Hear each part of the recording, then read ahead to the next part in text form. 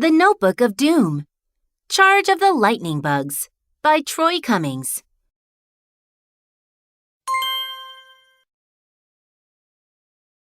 Chapter 1. 20 Questions.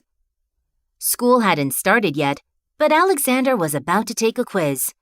It wasn't a math quiz or a spelling quiz. It was a super secret quiz about monsters. His two best friends, Rip and Nikki, had made it for him. Alexander grabbed his pencil and got to work. Super Secret Monster Quiz. Name: Alexander Bopp. Nickname: Salamander. Shoe size: 4.5. Birthday: February 29th. Favorite soup: chicken noodle. 1. Balloon goons suck air. True or false? True. 2. Draw a vampire. A good monster. Hi, Nikki. Sees in the dark. Avoids sunlight. Eats red juicy stuff. He raced through the questions. True, false, all of the above. Don't get eaten. The quiz was totally easy until he got to question number 20. 20. What's the stinkiest monster in the notebook? Sewer slug, cheese blaster, saber-toothed skunk? Ding! Rip hit a bell. Time's up, weenie. Let's see how you did, said Nikki. Rip, Nikki, and Alexander were the 3 members of the super secret monster patrol. They were hanging out in an old caboose in the woods, SSMP headquarters. Alexander handed his quiz to Nikki. Nice work, Salamander, she said. You're a grade A monster fighter. Or grade A minus anyhow. You missed the last question. Nuts, said Alexander. So, which monster is the stinkiest? Nikki held up an old notebook. It said SSMP on the cover, and its pages were full of monster drawings. She flipped it open and passed it to Alexander. Trash squatch, walking heap of garbage. Habitat, out at the curb every Tuesday. Boo-hoo, nobody ever wants to hug a trash squatch. Diet, banana peels, rotten eggs, fuzzy bread. Behavior, these monsters smell like gym socks filled with ham salad. Warning, trash squatches are the stinkiest. Anyone touched by a trash squatch must take 3 baths. Of course, said Alexander, as he snapped the notebook shut. Nothing stinks worse than a trash squatch. Except for the end of summer vacation, said Rip. I cannot believe we're going back to school tomorrow. Speak for yourself, said Nikki. I can't wait for school to start. We'll be in a brand new building with a brand new teacher. I guess so, said Rip. And I will be able to show off my awesome new shoes. They light up when I walk. Hey, kiddo, sang a far-off voice. Dinner time! That's my dad, said Alexander, tossing the notebook in his backpack. Gotta go. See you tomorrow.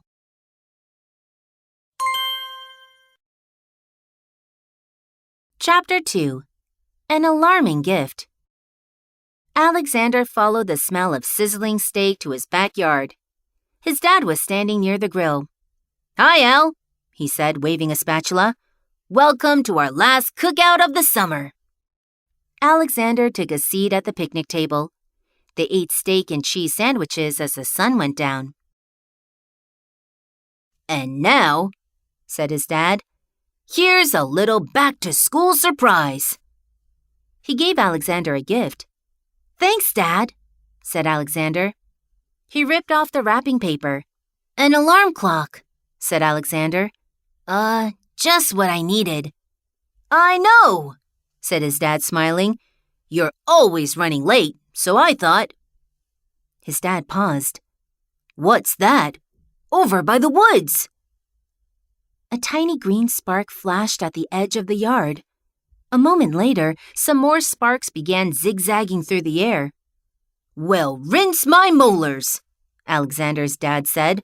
Lightning bugs. It's awfully late in the year for them. He got up and headed toward the house. "I'll be right back, Al." Alexander watched the glowing bugs drift across his backyard. There were now hundreds of them. He felt like an astronaut in a galaxy of tiny green stars. Alexander's dad came back out carrying an empty jar. "Let's catch some lightning bugs," he said. Alexander looked at the jar. "Will they be okay in there?" he asked. "Sure," said his dad. "I poked holes in the lid. They'll be fine." Alexander and his dad ran around the yard, snatching lightning bugs. Before long, the jar was glowing like a lantern. "Perfect," said Alexander's dad. "Now off to bed. I'll come tuck you in after I clean up." Alexander carried the glowing jar into his bedroom.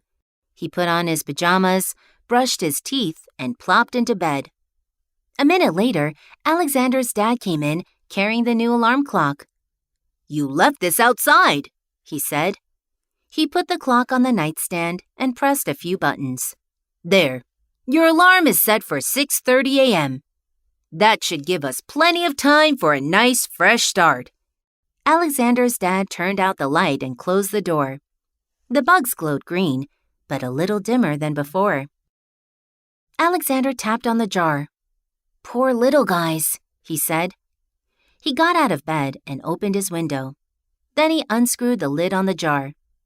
"You're free," he whispered. "Now shoo!" The lightning bugs flew out of the jar, but they didn't leave his room. One landed on his alarm clock, glowing extra bright. "Good night, bugs," said Alexander, climbing back into bed. He watched the twinkling bugs swirl around his ceiling until he fell asleep.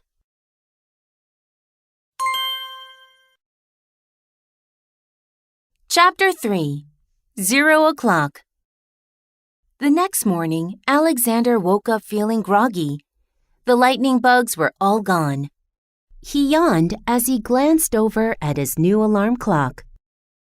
Alexander rubbed his eyes. 0 o'clock? He thought. That's impossible. Bleep. The clock screen blinked. Then it displayed a strange symbol. Alexander sat up. Huh? The clock screen went dim. Alexander hit a few buttons, but the clock stayed dark. Great, he thought. My brand new alarm clock is already broken. What time is it? He got up and shuffled out of his bedroom. He could hear his dad snoring. There was a grandfather clock in the hallway. Little hand points halfway between 10 and 11. It doesn't really matter where the big hand is pointing. Alexander is late. Dad, wake up! Alexander screamed. We overslept! Thunk. Alexander's dad fell out of bed. He staggered into the hallway. Hey, Al, he said. He yawned wide like a lion. My alarm clock seems to be dead. Yours too? Said Alexander. That's... Holy overbite! Shouted Alexander's dad, pointing to the grandfather clock. It's after 10:30. We overslept. We have to go now. Alexander raced to his room to get dressed. He dashed downstairs. His dad was already there, brushing his teeth in the kitchen sink. Grab a banana for breakfast, Al, he said. And you'll have to buy lunch today. He ran to the door. Meet me at the car. Go, go, go! Alexander tried to tie his shoes with one hand and eat a banana with the other. Then he headed outside. His dad ran over to him wearing a helmet. Change of plans, he yelled. We're taking our bikes. The car won't start. The battery must be dead. That's too bad, said Alexander. They jumped on their bikes and pedaled down the driveway. Good luck, kiddo, said Alexander's dad. See you after school, said Alexander. They rode off in opposite directions.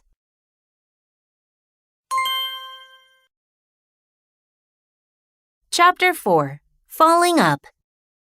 Alexander coasted to a stop at a shiny new bike rack near his shiny new school. Windmill. Uses wind to make electricity. Dome on top. What's it for? Greenhouse. For growing plants. Solar panels. Use sunlight to make electricity. Top part. Metal and glass like a skyscraper. Bottom part. Made of stone like a castle. Alexander ran inside.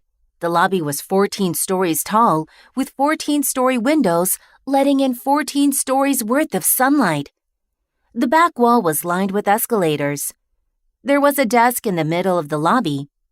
Alexander read the nameplate on the desk. Mr. Horsley, secretary. Also, bus driver, nurse, gym teacher, janitor. Alexander did not see anyone, so he rang the bell. Ding!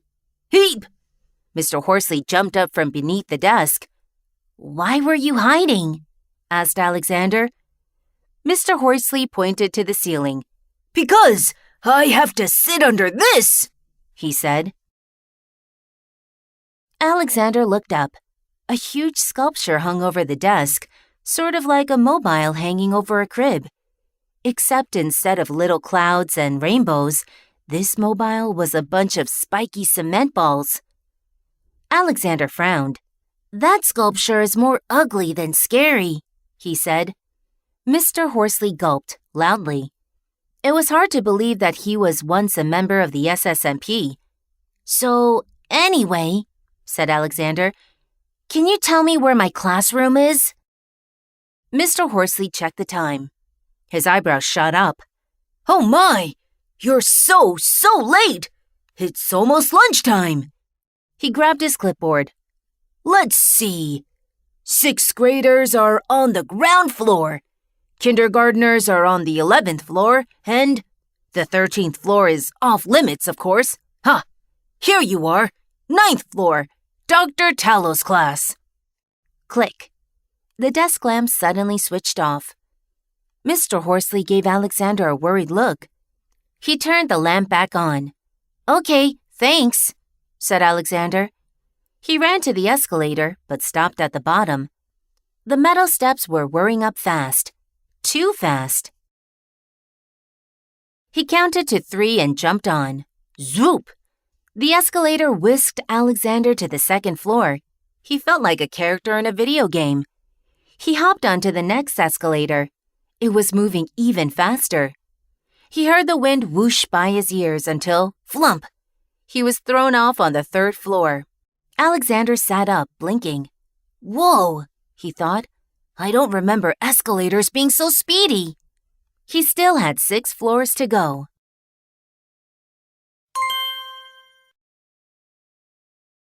Chapter 5. Shockingly Late. Alexander had almost gotten the hang of the super-fast escalators by the time he made it to the 9th floor. He scooted down the carpeted hallway to a big yellow door. Alexander pulled the door handle. A jolt of electricity shocked his hand. Ah! He yelped as the door swung open. Everyone in the room looked up from their schoolbooks. Rip and Nicky waved from the back row. Actually, Nicky waved. Rip crossed his eyes and stuck out his tongue. Said Alexander, tugging his backpack straps. The door zapped me. Alexander's new teacher was writing on the board. She capped her marker and turned around. Sorry I'm late, Alexander mumbled. Dr. Tallow grinned so wide it stretched out her face. No worries, sweetie, she said. It's only the first day of school. She spoke warmly, like someone lulling a puppy to sleep. Alexander took a step into the room. It was cheery and warm, nothing like his old classroom in the broken-down hospital. Dr. Tallow led Alexander to a desk in the front row. Then she went back to the board. Tomorrow, she said, we'll see a star show in our planetarium. The ceiling lights began to flicker. Not again, groaned Rip. Alexander looked up at the lights. He could hear a faint humming sound. Dr. Tallow kept smiling. Don't worry. If the lights go out, we have these sunny windows. She glanced at the clock. But since the lights are acting up, why don't you head down to the second floor? We'll start lunch early. Everyone cheered for their new teacher, except Nikki. She yanked her hoodie down over her face. All Alexander could see was her frown.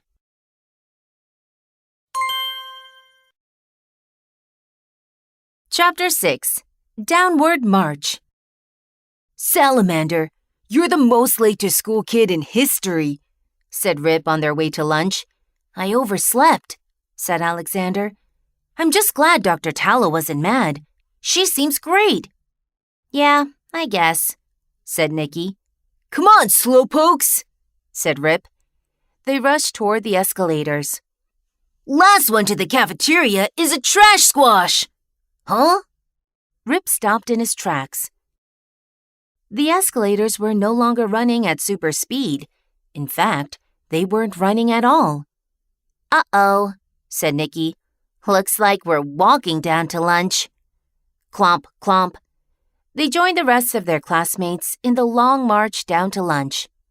Rip's new shoes lit up with each step. They passed a tired-looking teacher huffing and puffing up the opposite escalator. He was carrying a big bunch of pens.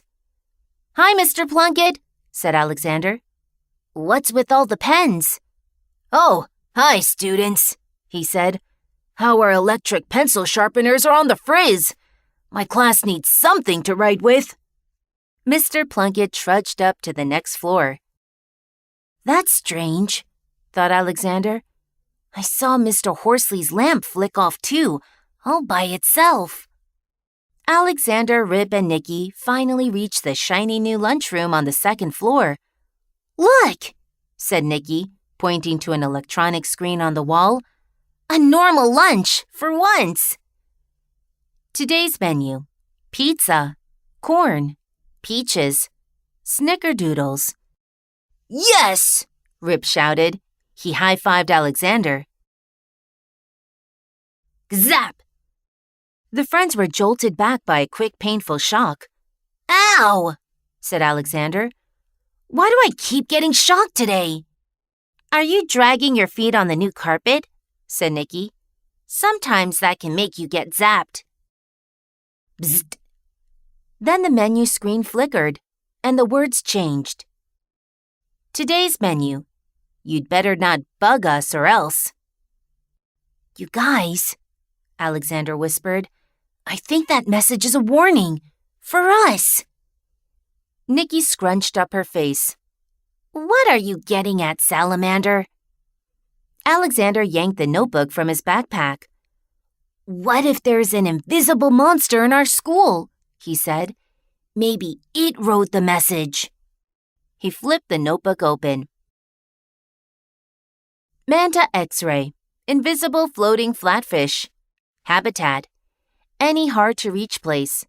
Behind the television, the top shelf of the bookcase, under the refrigerator. Splorp. Manta X-ray slime is good for oiling a bike chain. Diet, invisible floating cupcakes. Behavior. These monsters use their tails to pull pranks like tying shoelaces together, unscrewing the pepper shaker, turning off lights. Warning.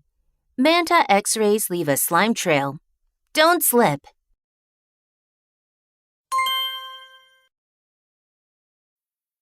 Chapter 7. Walkie-talkie. Shouty. Alexander closed the notebook. There's no Manta X-ray, said Rip. We'd see slime everywhere. Good point, said Alexander. But there is definitely something weird going on. He squinted up at the menu. That clearly looks like a warning to me. And what does that jagged arrow mean? I feel like I've seen it before. Maybe the cafeteria workers haven't figured out the new menu, said Nikki. Grown-ups always have trouble with computers. Bzzzt. A second later, the screen changed back. Sort of. Today's menu. cheesy banana shrimp loaf, pickles and cream, garlic sherbet. "No!" Rip shouted at the screen. "Go back to Snickerdoodles!" The three friends got their trays and took a seat. Alexander used his fork to draw a zigzag arrow on his cheesy banana shrimp loaf. Just then, a woman in a gray suit rushed into the cafeteria, cheerful as a tombstone. It was Principal Vanderpants. She was yelling into her walkie-talkie. "We're losing power to the lights, the escalators, and the snack machines. You're the electrician. Fix the electricity." The voice on the other end sounded scared. "Yes, ma'am. I'm on the roof. Your power levels are down to 3%, but, I'm not sure where the electricity is going." "Well, figure it out," said Miss Vanderpants. "The star show is tomorrow, and it had better go off without a hitch." She marched out of earshot. "Wow, did you hear that?" asked Alexander. "Yeah," said Rip. "Our new school has snack machines." "No, shrimp loaf," said Nicky. "The part about the school having electrical problems?" Alexander pushed his tray aside. "It's not just the school that's having problems," he said. "This morning, my dad's car battery died. And before that, my alarm clock stopped working." His jaw dropped. "My clock! It flashed the same jagged arrow as the lunch menu." Said Nicky. "I guess that arrow could be a warning." "Big deal," said Rip. "I got 5 warnings per day in kindergarten." The three friends returned their trays and began the long walk up to class.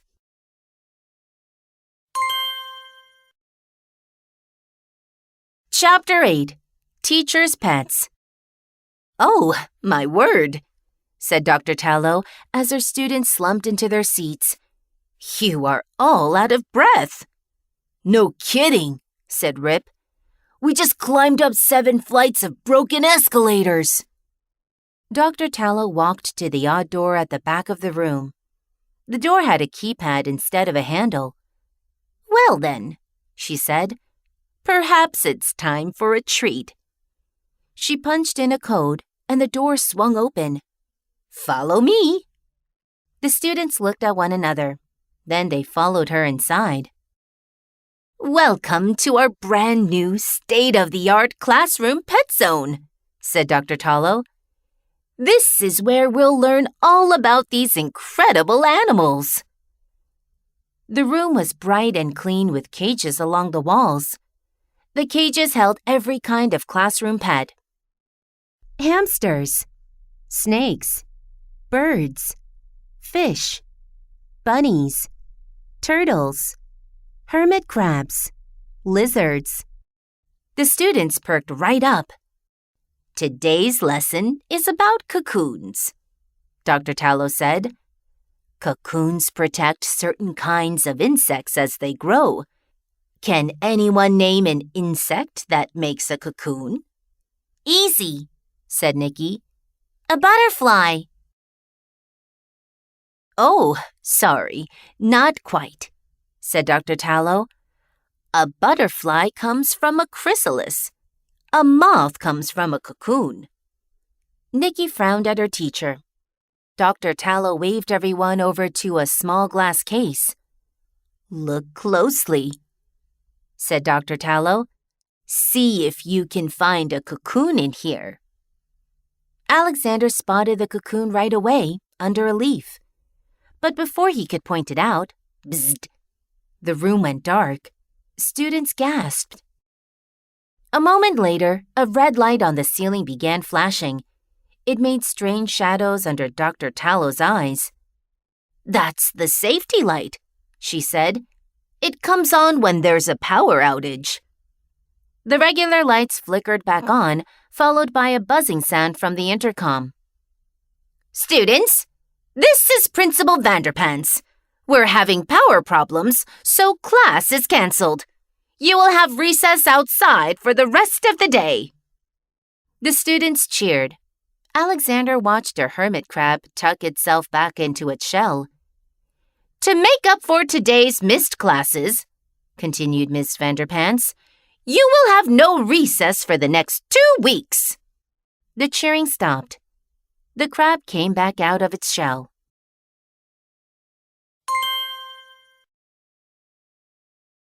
Chapter 9. Don't Walk. The all-afternoon recess seemed to fly by on shiny new swings, slides, and monkey bars. Alexander, Rip, and Nicky walked away from the playground happy and tired. "Look," said Nicky. She pointed to the school. "Now the whole building is dark." Rip grinned. "Maybe no power means all-day recess tomorrow." "I don't get it," said Alexander as he unlocked his bike. "Our school has a wind fan and solar panels. It should be powering itself." They walked a few blocks and stopped at a busy intersection. Honking cars were backed up in all directions. "Whoa," said Nicky. "Major traffic jam." "All these cars are waiting for a green light," Rip said, looking up at the stoplight. Alexander followed Rip's gaze. The stoplight was dark. Alexander shook his head. "Let's cross the street and get out of here." They looked at the crossing signal. It showed a red stop hand for a few seconds, and then it switched to a green walk figure. But then, bzzzt. The walk figure became a skeleton. "A skeleton?" said Rip. "How'd that get up there?" The signal flashed again. The skeleton was replaced by a zigzag arrow. "Look," said Alexander.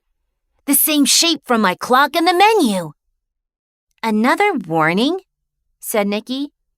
"Is everything in town going wonky?" "Well, everything that uses electricity," said Alexander.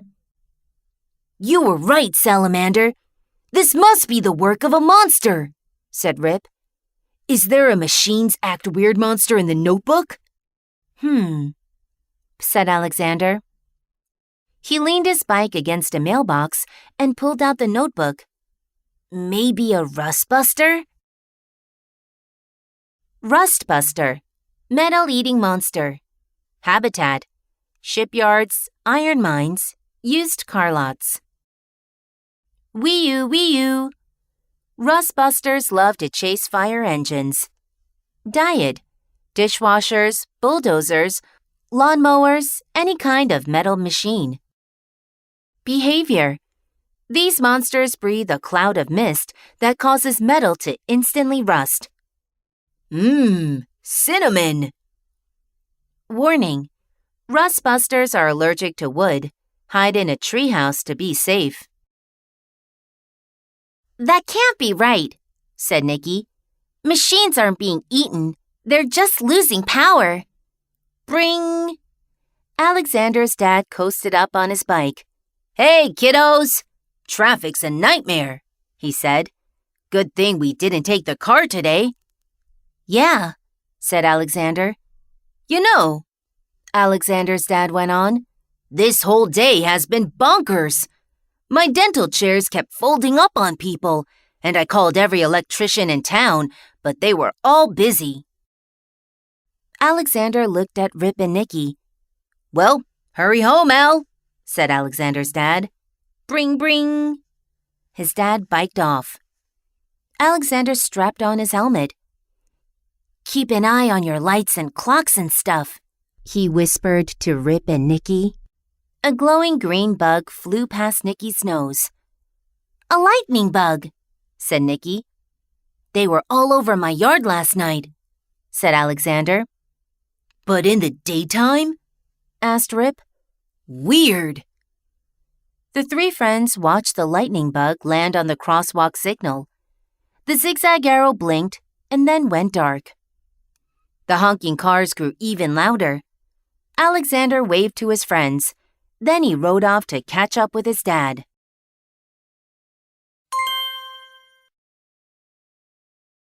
Chapter 10. Green Lightning. The next morning, everything seemed to be back to normal. Alarm clock worked. No traffic jams. No stoplight surprises.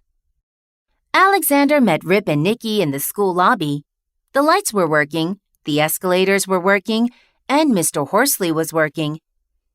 "Maybe we were wrong, guys," said Nikki as they rode up the escalator. "Yeah," said Rip. "Maybe the screwy stuff yesterday was just plain old electric problems." "You're right," said Alexander. "Everything seems normal, but how could stuff all over town just fix itself overnight? And besides, what about those messages we saw? A monster must be to blame." Rip and Nikki shrugged as they headed into class. "Hello, dearies," said Dr. Tallow. "Take your seats." As Alexander sat down, he heard a rumble of thunder. Everyone turned to look outside. The sky was perfectly blue and cloudless. Then flash! A streak of green lightning filled the sky. The students sat up straighter. "Green lightning?" thought Alexander. "Well, that's odd," said Dr. Tallow. There was another flash. The boy next to Alexander jumped. There, said Dr. Tallow. "Don't be scared." She opened a cabinet and pulled out a poster. "I'll teach you how to stay safe from lightning." She tacked the poster to the wall. "Lightning is frightening. Stay indoors when you see lightning. Head for shelter when you hear thunder.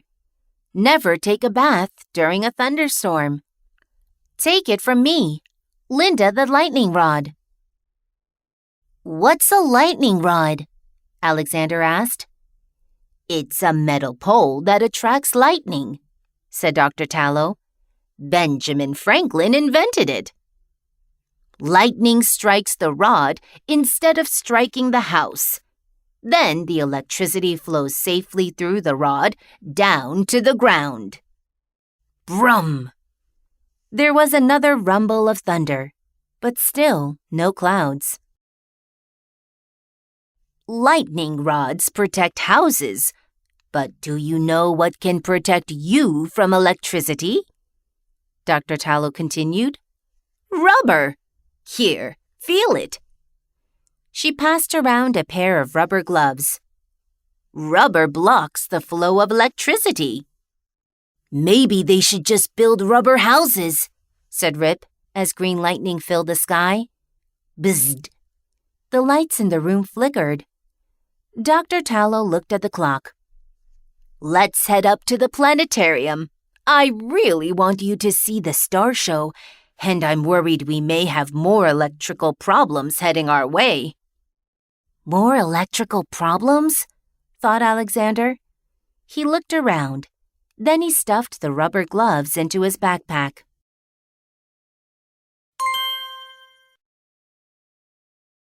Chapter 11. Written in the Stars. The big lights overhead kept flickering as Alexander's class headed into the hall. "Huh?" said Rip, stopping at the escalators. The escalators were running, but they were all going down. One by one, the students leaped onto the escalator and ran up as fast as they could against the falling steps. "It's like a treadmill," said Nikki between breaths. "This star show," said Rip, "had better be awesome." "No kidding," Alexander huffed. Finally, the panting students finished their climb. They were in a glass-walled room full of plants, the greenhouse. "Hey," said Nikki, "this is where we fought the veggie monsters." Alexander hunched over, gasping for breath. He was seeing stars. No, wait, another lightning bug? He reached out to catch it and bzzzt, a tiny spark shot out, jolting his hand. "Ow!" Alexander yelped. "Did you see that?" "Huh?" said Rip. "I just got zapped by that lightning bug," said Alexander. He looked around, but the bug had flown off. Very funny, Weenie, said Rip. Lightning bugs don't zap people. Maybe not regular lightning bugs, said Alexander. Come on, guys, said Nikki. The planetarium is this way. They followed their classmates up a twisty staircase. It led to a bubble-shaped room with recliner chairs along the walls. Oh, said Rip. We're inside that little dome on top of our school. Mr. Horsley sat at the control panel, turning knobs and pressing buttons. Welcome to the Star Show, he said. Have a seat and don't be scared. Even if it gets really, he gulped, dark. The lights dimmed, and hundreds of stars covered the ceiling. Ooh, said everyone. They all stargazed in silence.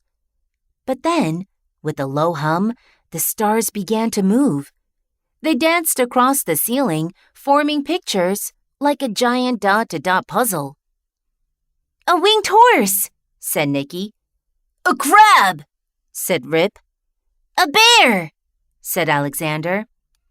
He leaned over to Mr. Horsley. These stars are so cool.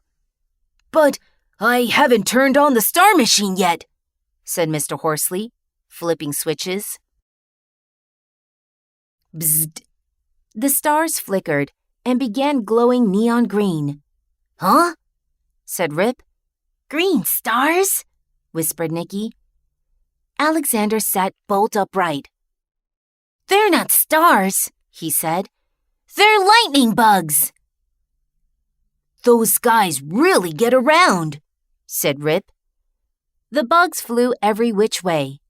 Then they came together to spell a message. SSMP, stay off the roof. Those bugs, said Nikki. They must be monsters. The bugs vanished. The room went dark.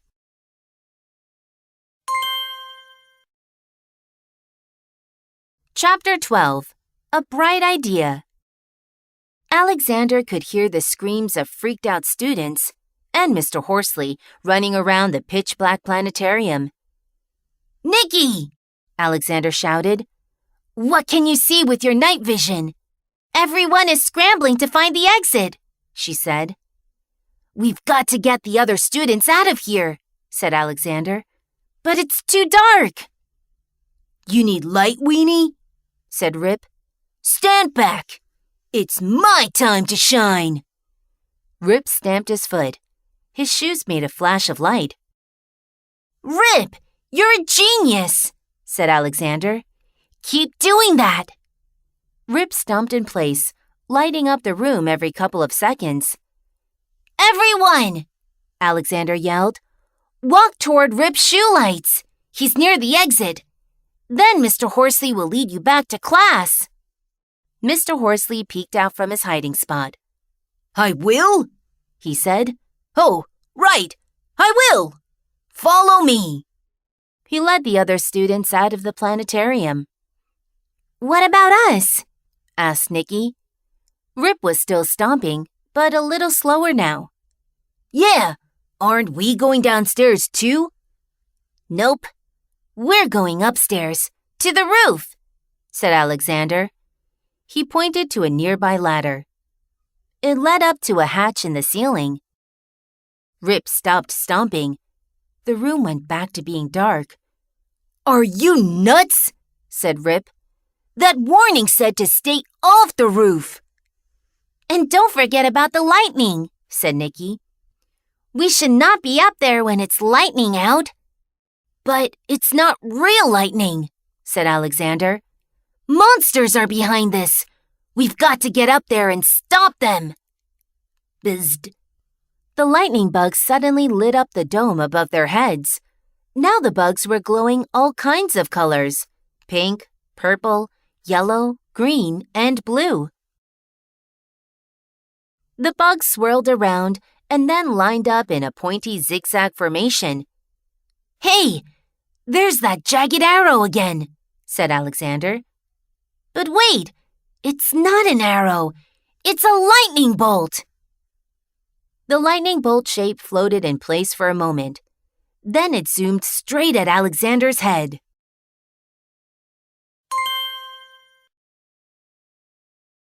Chapter 13. Bzzzt. Zap. Ow! Yipes! Alexander dove behind a row of seats. The swarm of lightning bugs just missed him. The bugs smashed into the control panel. The planetarium lit up like a disco. The bugs spun around in a dizzy whirl. Then they darted toward Alexander, Rip, and Nicky. Watch out, guys! Shouted Alexander. Their zaps hurt! Bzzzt. A pink bug zapped Rip's ear. Ow! You weren't kidding! Bzzzt. A blue bug zapped Nicky's hand. Ack! Bzzzt. A yellow one zapped Alexander on the nose. Cut it out! The three friends waved and danced and flailed their arms like string puppets. Quick! Alexander yelled. To the roof! They scrambled up the ladder, surrounded by a cloud of angry zapping bugs. Clack! They popped out of the hatch. The air on the roof felt dry and crackly. Green forks of lightning ripped through the sky. Bzzzt! Ouch!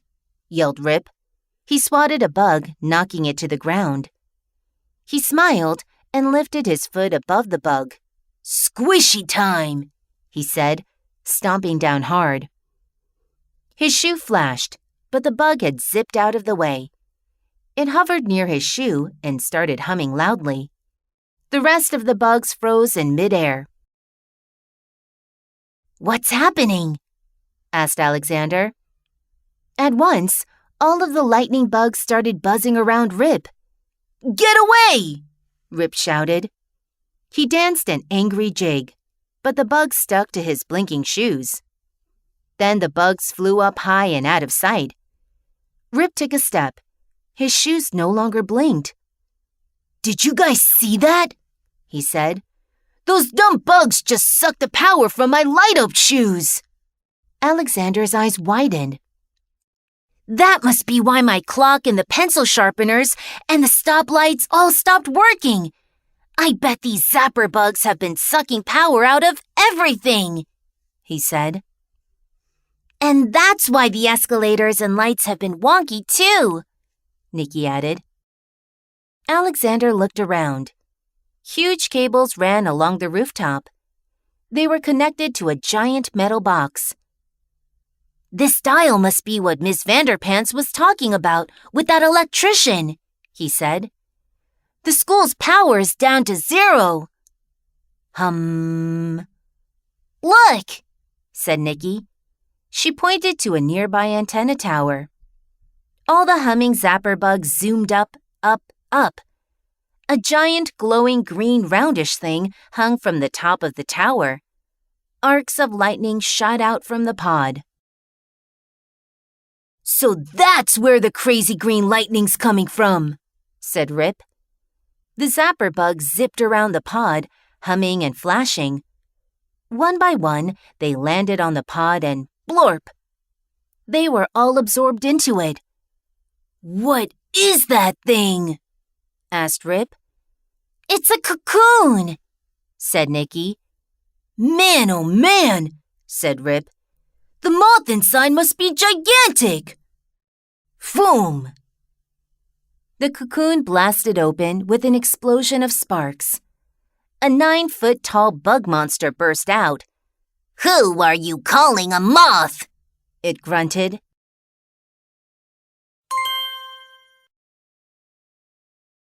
Chapter 14.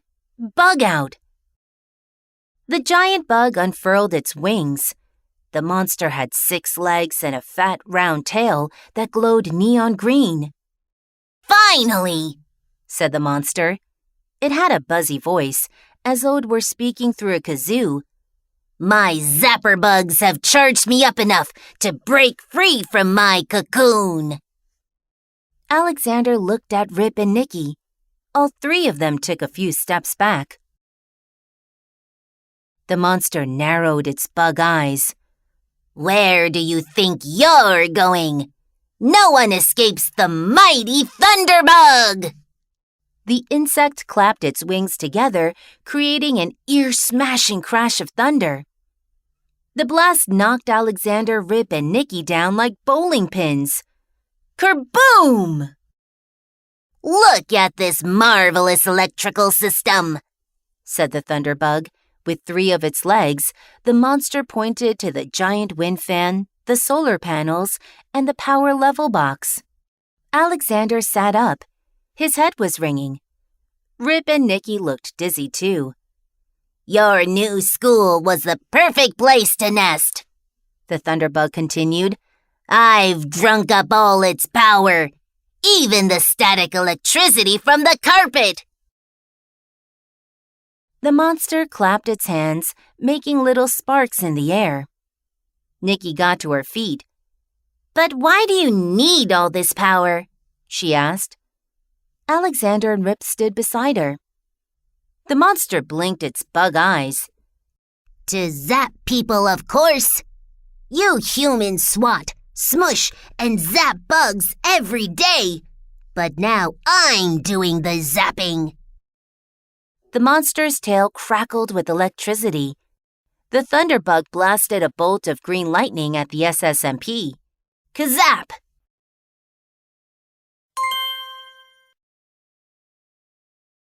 Chapter 15. Amped Up. Rip Bonkowski was quick, strong, and good at shoving people to the ground. So, without thinking, he shoved Alexander and Nicky aside. The charge of lightning exploded onto his chest. Ub-ub-ub-ub-ub-ub-ub. Rip shook in place as green sparks traveled up and down his legs. "Rip!" shouted Alexander. "You're glowing green!" said Nicky. "Ha!" buzzed the Thunderbug. "1 pest down, 2 to go!" Rip took a wobbly step. I'm okay. My arms and legs just feel numb, like they fell asleep." "Whoa!" His knees buckled, and he fell into a toolbox. Wrenches and hammers spilled out. "Blah!" The Thunderbug's laugh sounded like a chainsaw. The monster leaned over Rip, poking him in the arm. "My zap has totally numbed you.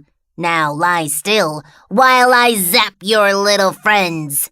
Then I will swat all 3 of you with my thunderclap wings." The monster looked up. "Who's next?" Alexander and Nicky stood on either side of the Thunderbug. Alexander saw Nicky reach down to pick up one of the spilled wrenches. It was huge, the size of a baseball bat. She smiled. "I'm next," said Alexander. "If you can catch me." He jumped over some cables and crouched behind the power level box. "Oh, please," said the Thunderbug. "You can't outrun me. I'm lightning fast. Kazap!" The monster fired another lightning bolt at Alexander. He ducked. The bolt hit the power level box, showering the roof with sparks. Alexander watched the power level dial move up from 0% to 5%. Alexander gasped. That blast gave power back to the school. "Drat! I missed," said the Thunderbug. "Next time I'll—" Wonk! Nicky had jumped out from behind an air duct. She swung the wrench at the Thunderbug's sparkling tail. "Nice swing, Nicky!" Rip shouted from down on the ground. But Nicky was shaking in place, saying, "Ub-ub-ub-ub-ub." Green sparks surged from the monster's tail, traveled up the wrench, and danced all over her glowing green body. Rip gasped. Nicky fell over. Her wrench clattered to the ground near Alexander's feet. "Stay right too," said the Thunderbug. "Silly humans. Lightning flows through metal." The creature turned to face Alexander. It rubbed its wings together, making tiny crackles of electricity.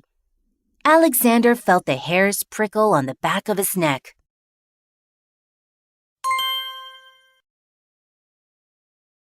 Chapter 16. Full Power. Rip and Nicky laid sprawled on the rooftop like dropped action figures. The Thunderbug stepped over them, moving closer to Alexander.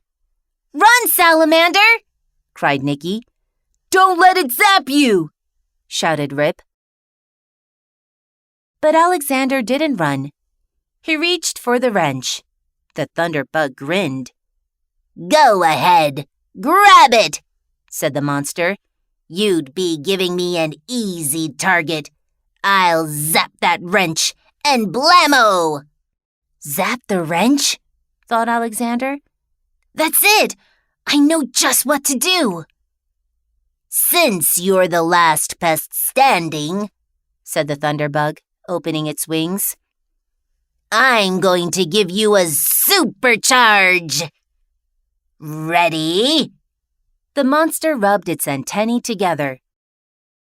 Alexander yanked Dr. Tallow's rubber gloves from his backpack. "Aim!" the Thunderbug yelled. Its tail sizzled. Alexander snapped the gloves on and picked up the wrench. "Fire!" The Thunderbug blasted a super bolt of lightning at the wrench. The bolt hit one end of the wrench just as Alexander jammed the other end into the power level box. Kerzzzt! The power level dial cracked as it shot up to 20,000%. The wrench had become a lightning rod, drawing the electricity into the box. "I've been overpowered!" screamed the Thunderbug.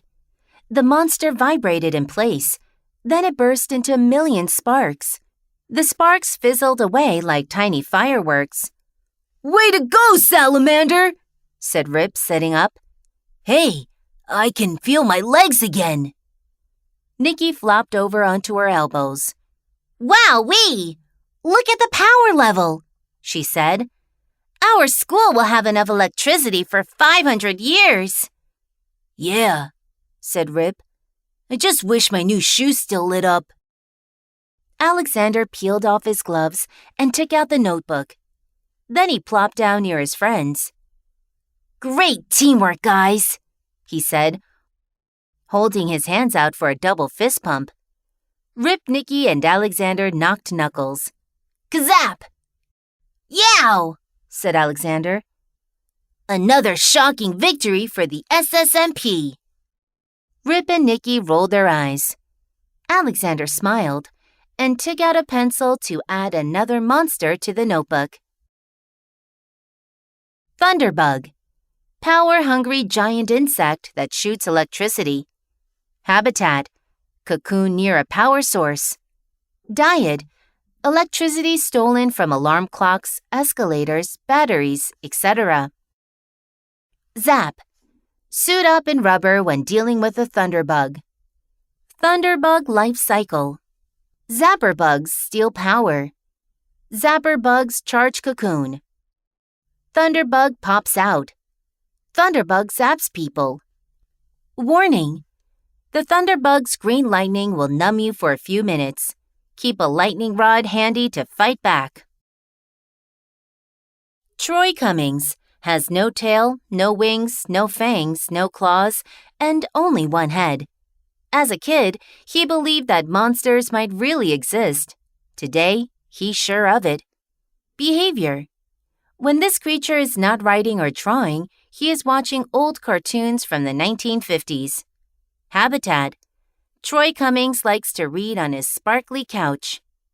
Diet. Fresh pineapples. Evidence. Few people believe that Troy Cummings is real. The only proof we have is that he supposedly wrote and illustrated The Incy Wincy Spider Freaks Out and Giddy Up Daddy. Warning!